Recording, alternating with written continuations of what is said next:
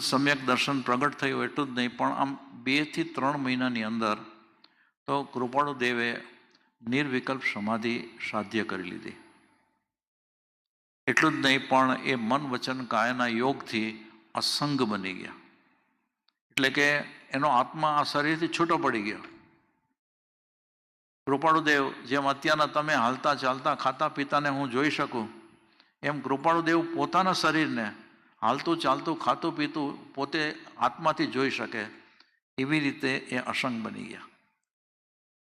અને આવી અદ્ભુત દશા કે પછી એની સમાધિ કેવી, તો કે ચાલતાય સમાધિ, ઉઠતાય સમાધિ, બેસતાય સમાધિ, ખાતાય સમાધિ, પીતાય સમાધિ. જે પણ એને કર્મના ઉદય પ્રમાણે શરીરની પ્રવૃત્તિ કરે એ બધી પ્રવૃત્તિ કરતા હોવા છતાં કૃપાળુદેવ અહોનિશ સમાધિ ભાવમાં રહેતા હતા. આવી અદ્ભુત દશા.